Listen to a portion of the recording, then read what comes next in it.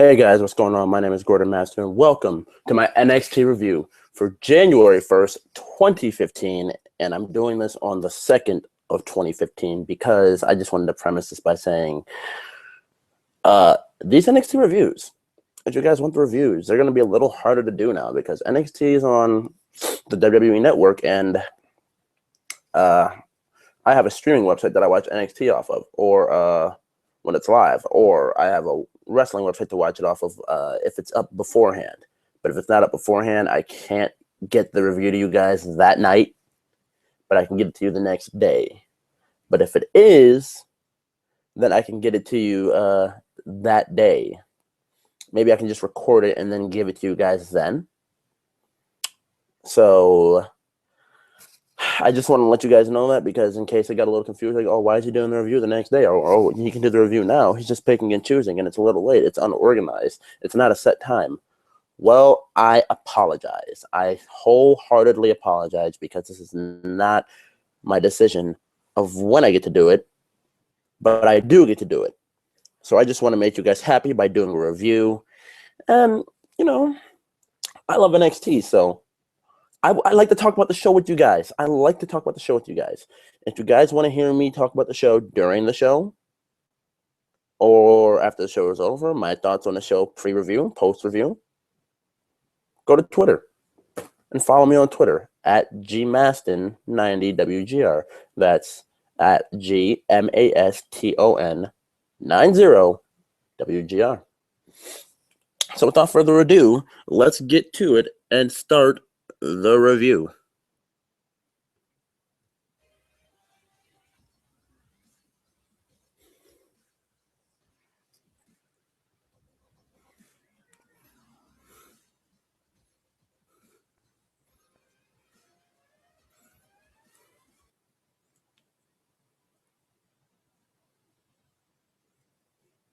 All right, guys, hold on one second.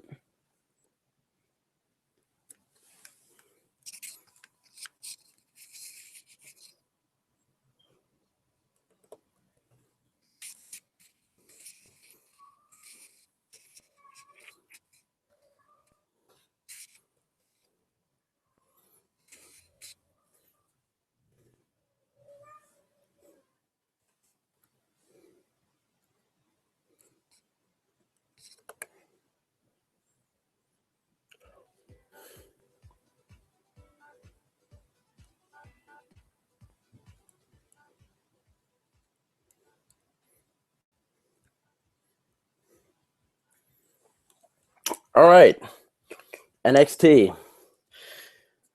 My thoughts on this show. Yeah, my thoughts on this show. It just comes down to this. It was a solid show. It was a very solid show. And honest thought, this is a pretty normal average episode of NXT. I mean, like, when I say normal and average, not like normal and average Raw that was just plain old like bad. I mean, average episode of NXT that hit home in all the right spots. At one point, I questioned the stuff they did with the Divas, Charlotte and Sasha, putting Natalya, of all people, involved in it. But I then realized what it can do. That Natalya and Charlotte won't beat Becky and Sasha. Becky and or Sasha getting a pinfall over Natalya or Charlotte will be a good thing for them and could elevate them into a match. One of them into a match with them. So, no harm, no foul. Hold on, guys. Yeah, no harm, no foul.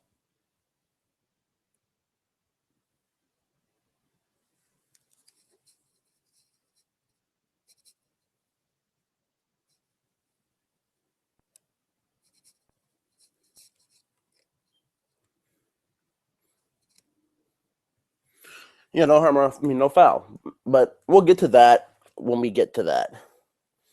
But first, leading off the show was the Lucha Dragons versus, for those who know them on the internet, as Team Thick, Jason Jordan and Ty Dillinger.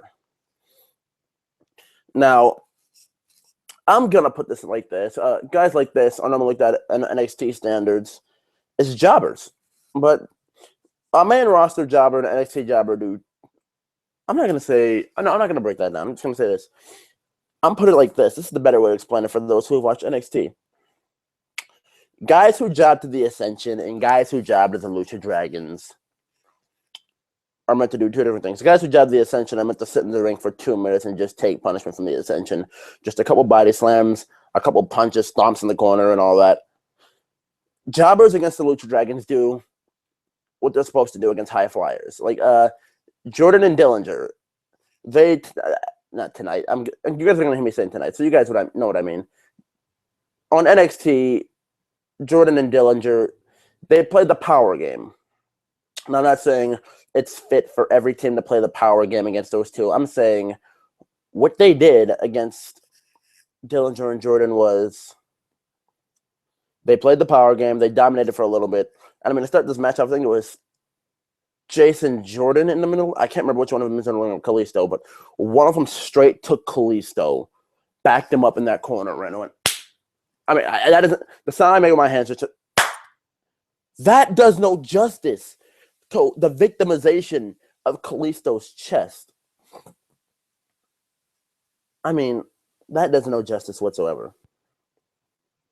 But what did like Kalisto? I mean, he got a little bit of that, and he tried to fire back, but Kalisto, there was just no chance, buddy. After you got lit up with that, there was no chance at all for you, bro. At all. So, yeah, that's that.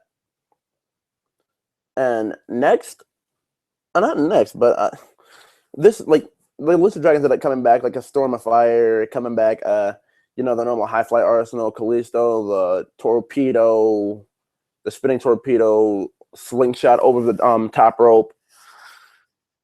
Kalisto ended up winning it with the what's supposed to roll up when like Rey Mysterio used to do when he did the bulldog, the inverted bulldog, the inverted DDT, however you want to call it, that Rey Mysterio used to do. Except that Kalisto, how you normally roll into a pin, Sin Cara does that off the top rope and then lands Jordan on his neck, and they get the 3 count off of that. I enjoy the Lucha Dragons personally. They're fun. Kalisto, if you guys don't know, Salida Del Sol from the Indies, he was phenomenal. He wrestled in PWG. He wrestled over the Independents. He was personally fun for me to watch. I loved him. I mean, like that guy, it's just great. And the Lucha Dragons eventually, after this match, end up getting attacked by the Vaudevillains, Aiden English and Simon Gotch. And for anybody who didn't see NXT last week, I mean, I didn't review it last week, but I did see it. It was Jordan and Dillinger. Not Jordan and Dillinger. It was basically just a bunch of backstage segments that led us into our next stories and everything. And they said the wrong Vaudevillain was pinned. And the funniest part about this segment, the Vaudevillains are not my cup of tea. The Vaudevillains are not my cup of tea. But here's the thing about the Vaudevillains. They know how to make something kind of funny. They came into Regal's office in black and white. We know the whole gimmick is the whole black and white 60s thing with, the funny silent cartoons and everything. They have the black and white gimmick going for them. The gray gimmick, whatever you want to call it. And they came into William Regal's office talking like that.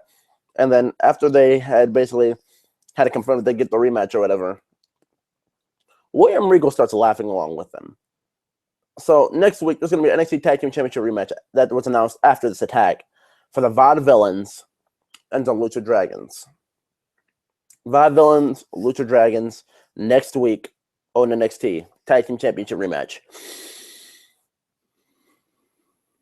Now, I'm not going to say obviously, but I'm pretty sure the Lucha Dragons will win the titles back. Well, not win the titles back, retain their championships. So, kudos to the Lucha Dragons for holding on and, sticking strong. So, I'm just gonna say the Lucha Dragons, they're gonna win next week. But that was basically all for that. It was pretty much a systematic, like a normal beatdown. You know, stomp the Lucha Dragons out, and then I think it was Aiden. I think Simon Gotch is the skinny one. Aiden English is the big muscular one. Aiden English hit this sick uppercut on, I think it was Sin Cara, and then a neck breaker, a sweet ass neck breaker was hit on on Sin Cara after the uppercut. I mean, like, I've seen the Vaudevillains wrestle, like, they're, like, to me, like, all right, they're pretty good in the ring, but, like, these guys are not noticed for their tag team moves, and they know how to put on some killer tag team moves and combos. So, Vaudevillains Lucha Dragons rematch, I'm looking forward to. Like, the one at TakeOver Our Evolution was technically, no offense, than the worst match on the card, but not worst matches in bad. I mean, like, worst matches in storytelling, because the way WWE looks at it is the Lucha Dragons know English. And, you know, Sin Cara, you know, Hunico Sin Cara can talk. He can talk. Just, I'm not saying he's good at my skill, but he can actually talk English. And so can Kalisto. But their shtick is not to talk. You know, they're just two high-flying luchas. They get over by flying around. So, the Lucha Dragons and Vaudevillains next week for the NXT Championships is going to seem pretty interesting. I hope, from what just happened tonight. And in the reverse laws of wrestling, when something like this happens, you basically, via the reverse laws of wrestling, come back to win the next week. So, I'm pretty much going to say I'm 99.999% sure. Hold on, guys. That the Vaudevillains will end up losing this match next week to the Lucha Dragons. Hashtag confirmed. Okay. Now, what's the next segment I had to get to? Oh, yeah. Next, we get Bull Dempsey in the back with CJ Parker. And this is basically Bull Dempsey saying to CJ Parker, listen, we have to make sure, you know, Bull Dempsey is humiliated and not Bull Dempsey, Baron Corbin is humiliated and embarrassed. You have a match with Baron Corbin. You want to end up getting embarrassed again? It's like, I won't get embarrassed by Baron Corbin. I have to beat him. This is about me. You can't tell me this is not about me. It's my match. So, at the very end of this, what we end up getting out of this is, he says, it's not for you, it's not for me. And he ends up reaching at the CJ Parker's hippie gimmick and saying, not you beating Baron Corbin, you embarrassing Baron Corbin and not beating him is for the greater good. So, that match was later. And next, that match was later. And basically, we can just basically all know that Baron Corbin is going to squash CJ Parker. It's going to squash CJ Parker. So, that's what we all expect. But, hold on one second, guys.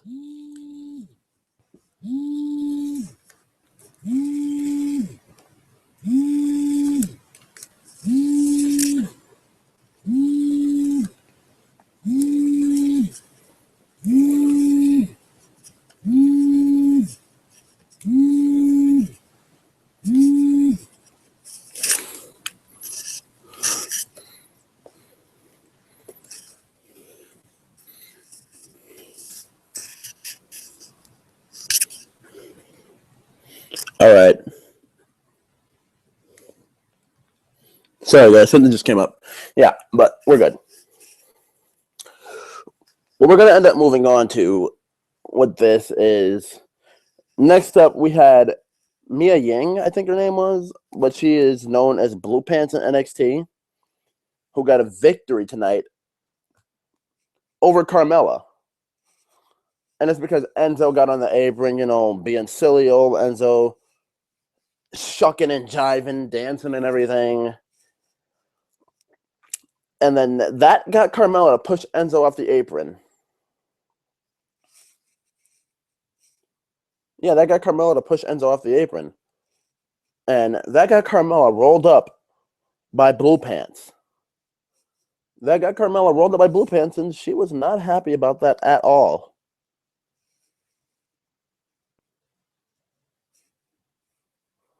Like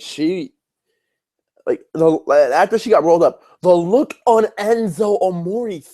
Amore's face. I can't revamp it, but this is Enzo.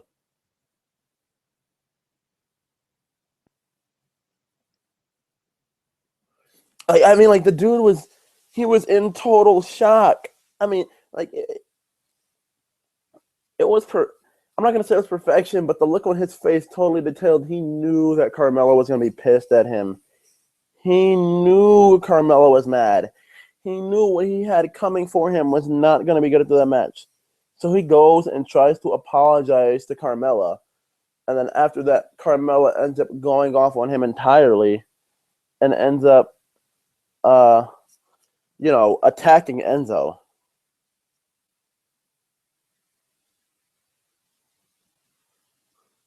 Yeah, ends up attacking Enzo. Sorry, guys. If you've seen yesterday's live stream, Attitude Era Nation, the guy who left me 3 minutes into the award show.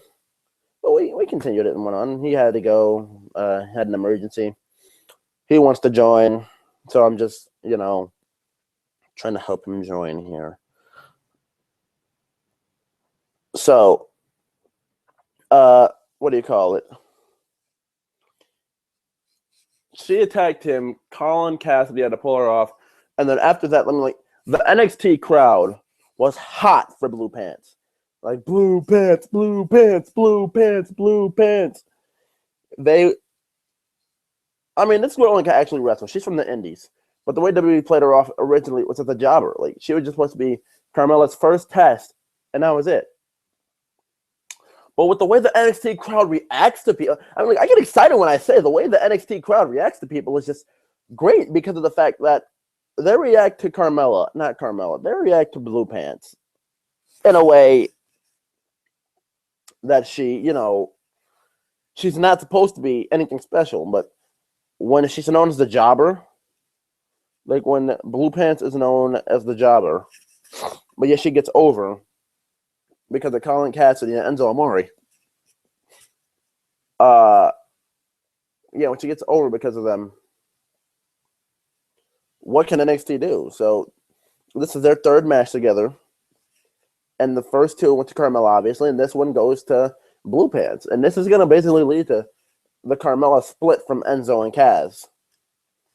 Because if anybody hasn't noticed this, in the ring, Carmella works as a straight up heel.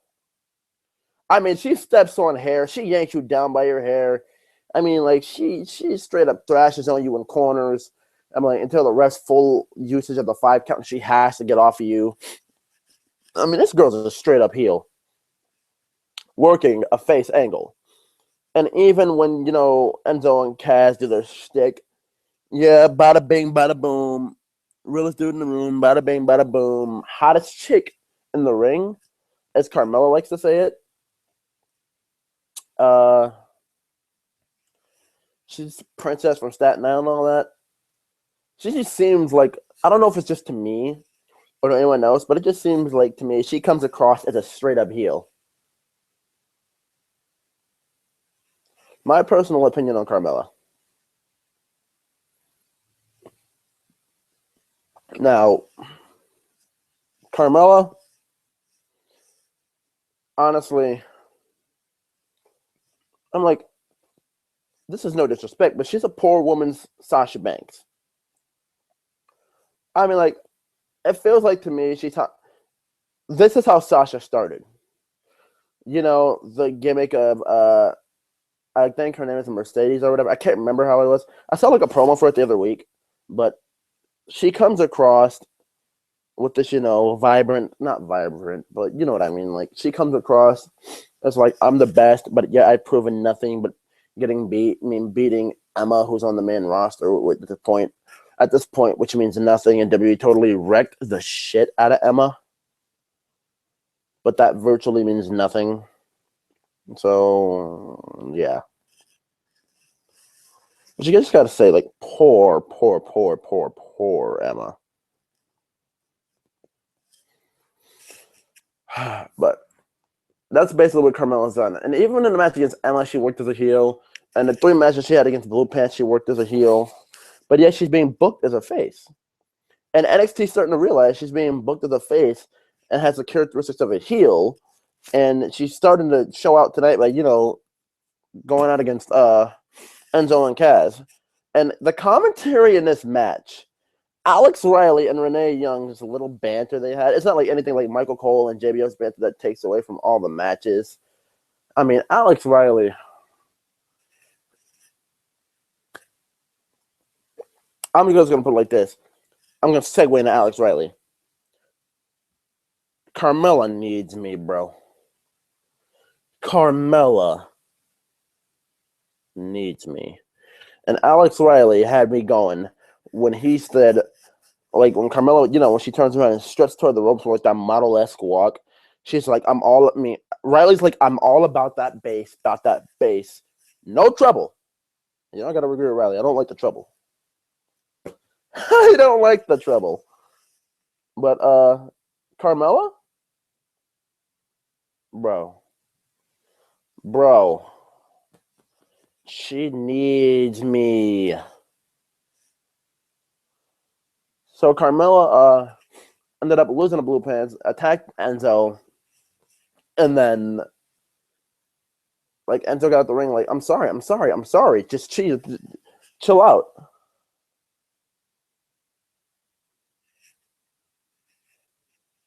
So, you know what?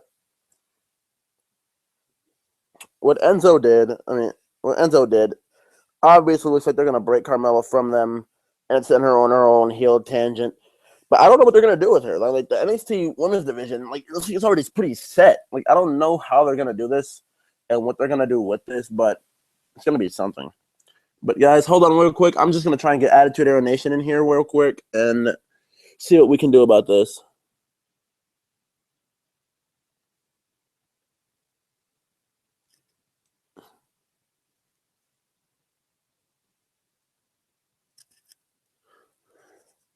I'm sorry, guys.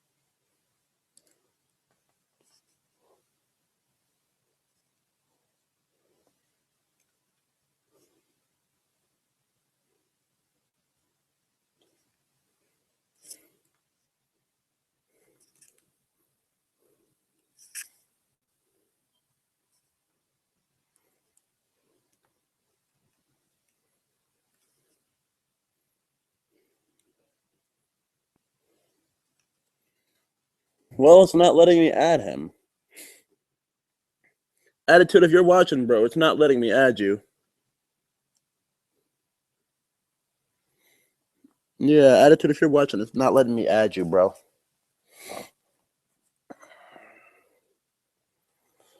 Yeah, it's not letting me add you. So just in case you're not watching, I'm just gonna message you now and tell you that it's not letting me add you.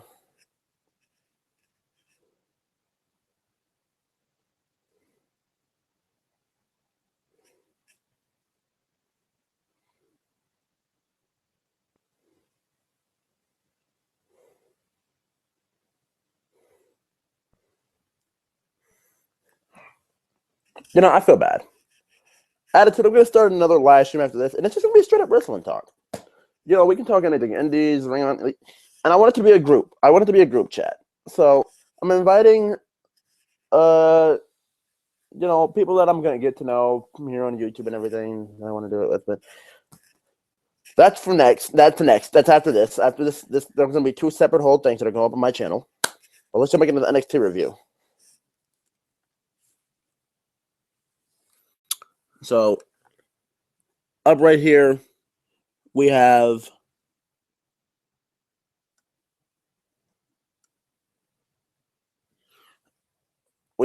Carmella. You know, the whole Carmella Enzo angle, yada yada. The whole Carmella Enzo angle. And after this was Baron Corbin versus CJ Parker.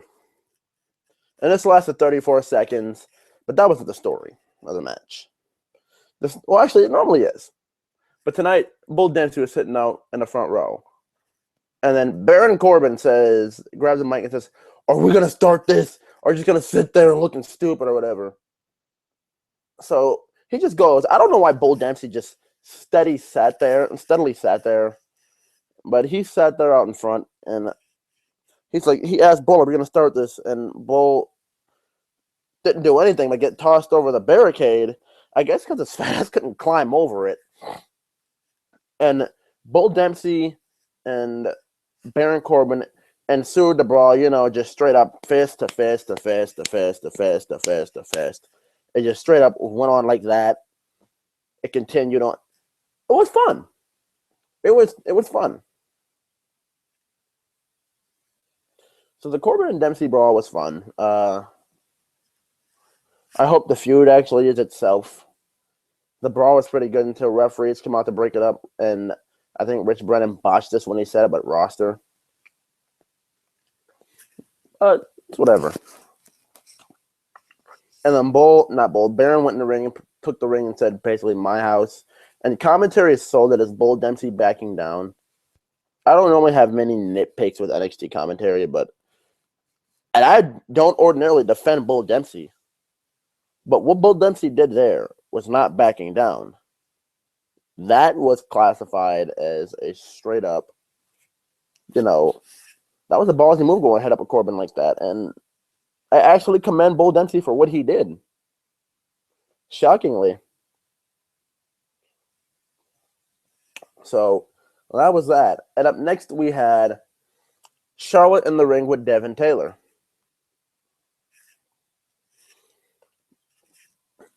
And Charlotte basically excuse me. What do you call it? She was like, Devin Taylor was like, you've basically beaten every diva here in NXT. What's next for you to do? Like, what's your next goal? What do you have planned next? And Charlotte goes on to say, you know what? I don't know what I have to do. And the crowd starts chanting, blue pants, blue pants, blue pants. I'm like, blue pants has basically stolen all the thunder that Carmella was intended to have. I'm not going to say should have had because we basically haven't seen any straight up matches where a competitor's been back and forth with Carmella. We've seen Emma get a little bit of offense in against her, but that was practically it. So if they feel that Mia Yim, whatever her name is, I forgot. I heard she's from the Indies. I haven't really seen any of her stuff. But if they feel that she's ready, I think they should push her and Carmella. I mean, like, I know there's roster rotation, and I know you have an overflux of talent right now, and it's really hard to like do certain things. But if you want to push her in a capacity, or give her a feud with Carmella where she actually gets actual offense in, do that. I mean, if she actually gets actual offense in against Carmella, and you just put them in a feud, do that. I mean, like, and then whoever you feel would benefit more from the win and is farther along in progress and, fighting and training and everything, just, push them further along. So, what do you call it? Someone said Sasha Banks. Someone, like Sasha Banks in the crowd. No, I'm sorry. I'm screwing up here. And then, what do you call it? She's like, Sasha Banks is the hardest competitor I've ever had to face. But before she said that, let me just get back on order because I got on a tangent about Blue Pants and Carmella. What do you call it? What they basically say? Someone in the crowd, like, let me fix myself. Charlotte said Sasha Banks is the hardest competitor I've ever had to face. And before that, she said, who's next? And then that's when I said Blue Pants. But then she said Sasha Banks is the hardest competitor I've ever had to face. And then some guy in the crowd said rematch. Charlotte said no. Charlotte said no in the NXT universe. What do you call it? The NXT universe. Out comes Sasha Banks. And she's like, you know what? You have beat me twice. But that's not stopping us from beating you down right now. So Sasha Banks and Charlotte is not done. And I have absolutely no problem with that because she basically, like, what do you call it? I think it was Charlotte who basically said, we revolutionize women's wrestling in total. This is not a sarcastic golf clap or anything. This is legitimate happiness. Legitimate happiness. They actually did revolutionize women's wrestling in NXT. Well, actually, I think that'd be Paige and Emma who did that, but Charlotte's been a part of that revolution, and I mean, like, she's really been a huge part of it. And so is Sasha Banks. I'm sick of the people who come out here and say Sasha Banks has, been carried by Charlotte. I'm a Charlotte fan. I'm a bigger Charlotte fan than I am a Sasha Banks fan. But I'll just say this now. Sasha carried that match at our Evolution. I'm not saying, like, Sasha's inexperienced. I mean, Charlotte's inexperienced or anything like that. I'm just saying. Charlotte is a ring. Not Charlotte. Well, actually, I could think both of them are ring generals. And not Charlotte. Sasha just, doesn't get enough credit because she's the heel. And she's not, your typical badass heel that we get these days. I mean, like, she's a heel who gets over for doing dastardly shit. I mean, like, hurting Bayley's knee, bullying Bayley. She gets over for that stuff. Making Alexa Bliss bleed. She gets over for her absolute skill in that ring. So as they're about to jump her, I'm like, we're all expecting Bayley, right? Like, come on, just a heroic Bayley to come through. Yeah, Bayley on her heroic return. Whoop-de-frickin-do. Whoop-de-fucking. They need to keep Bayley away from this now. Like, she was over with people. It looked like at one point she was going to be the next champion, but she's not, and it's not going to go down that way.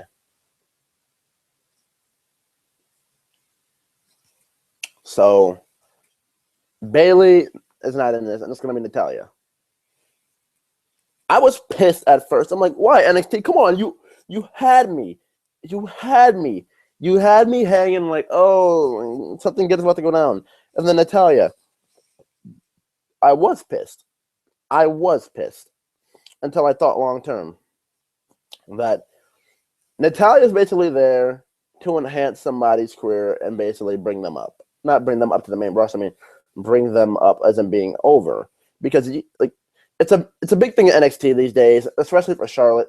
That basically solidified her and it got her where she is now. Like, I mean, like, everybody thought Natalya, like, everybody has the same opinion about Natalya that they used to have about Tyson Kidd. Good wrestler, but she has the personality of a piece of shit. Yeah. So, but Tyson Kidd's changed that around for himself. Natalya, on the other hand, no. But apparently Natalya fighting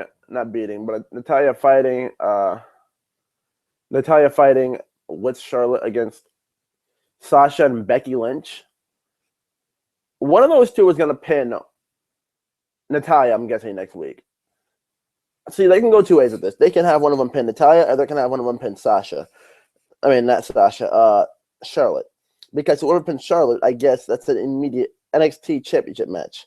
Or they could take it the other way, where if one of them pins Natalya, it's an immediate push for them. Like, it pushes them again, or it pushes them currently in the state, which would be Becky. It would push her, or they could do it where it push Sasha.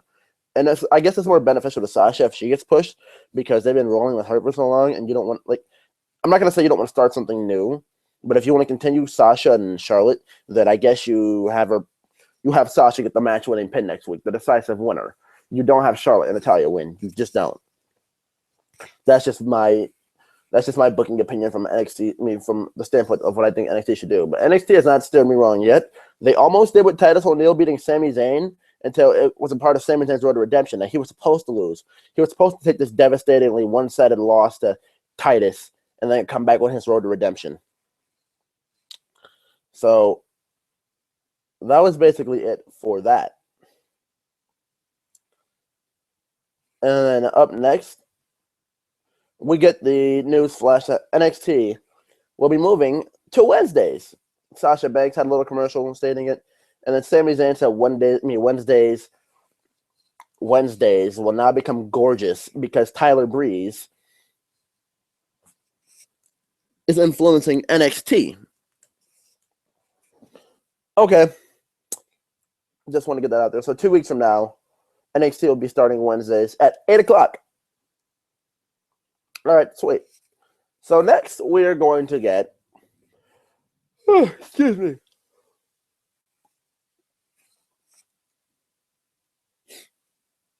So next, we're going to get Sami Zayn.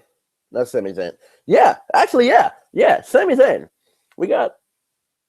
First, before that, though, we had two things that happened before the main event. We had a little video, not video, I forgot who went first. Yeah, Sami Zayn went first. But before that, William Regal basically said that Sami Zayn will be back next week to tell us about his health and how he's doing and what's going to happen with the title and everything, and how he's going to, confront Kevin Owens. Okay. So next, Sami Zayn came up with a video package, and he basically said, I don't know how to feel about the guy who's supposed to be my friend for so long, this and that and that and that. But you know what? It's whatever. He's like, I'll be back next week. I'll be addressing you guys. And he basically showed us he was home for the holidays and everything. And next, we got Kevin Owens sitting down with Renee Young. And she was like, you know what? Like, how could you come in and steal your friend's spotlight from you? Your friend who's been your friend all your life, yada, yada, yada. And then I love when, I'm glad that someone finally did this. When WWE likes to make a statement and said, so-and-so has been doing so-and-so with so-and-so. Basically put it in indie terms. Generico and Steen have been friends all their lives. Kevin Steen stops Renee in her tracks. I mean, normally not, you don't want this to happen to Renee Young, but at this point in case, she actually kind of deserved it. And said, he's been my friend all my life. I've known him 12 years. I'm 30. Therefore, and if I've stolen anything from him, like his moment, then I guess I might as well get out of here now before I steal your spotlight. Or something like that.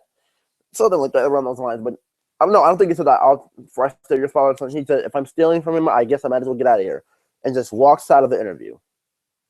This dude, but when they get into what he's going to be, is going to be the greatest heel possibly in NXT history. And I don't over-exaggerate that. If anybody's seen his stuff in 2012 with Jim Cornette, his stuff in 2010, 2011, and 2012 in Ring of Honor, my God, NXT is in for an amazing treat. I mean, obviously won't be able to reach the standards that Ring of Honor did because Ring of Honor had no limits and or boundaries to what they did with him. So that's that. So I just wanted to make this statement and say, Kevin Owens, I can't wait to see what you bring to the table. And hold on one second, I just had to check something here real quick.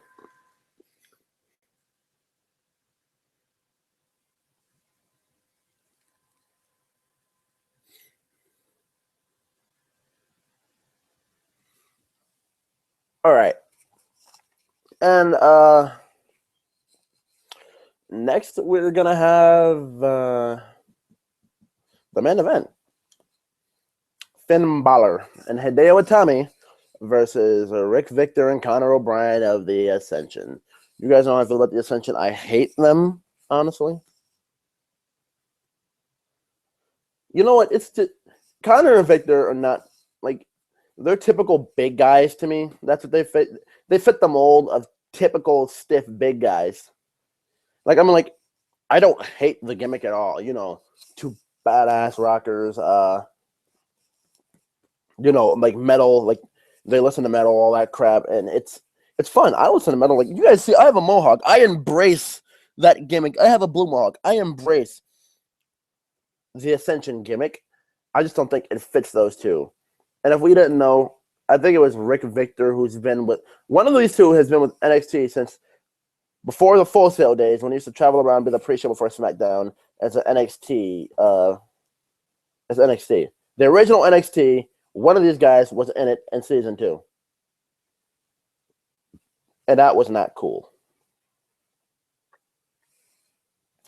So next we have main event. Yeah, it's basically going to be. This is basically your standard tag team match. Basically Finn got beat down all match. I mean the Ascension beat the ever living shit out of him. I mean, and there was and then Finn had his home comeback spot with the drop down Pele soccer kick, and then there was a sweet moment when Hideo got tagged in. A GTS tease again. The fans started chanting GTS. Guys, Punk has dropped wrestling from his life. I mean, I understand it's respect to let Punk keep the move, but WWE disrespected Punk at every turn they had so far, so why not just, let him have this moment as it is now?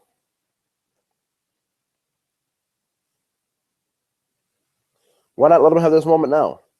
Let's just let him do the GTS. He obviously can't do the Daniel Bryan Bukkake knee. He obviously can't do that. He can't do that because, basically, Daniel Bryan owns it still. Daniel Bryan owns every second and every right to that move. So when a hot tag was made, this is the first I've ever seen of this. Like, I've seen a little bit of Kenta in Japan, and I know enough to know that Kenta, stiff kicker, like the dude is stiff overall. He'll fly around, but we haven't really seen any of that. We've just seen the kicks. We've seen a little bit of agility, but we haven't really seen him fly. I mean, this dude can all out go. I mean, just straight up go. So, for anybody who hasn't seen any of that, go back and watch it.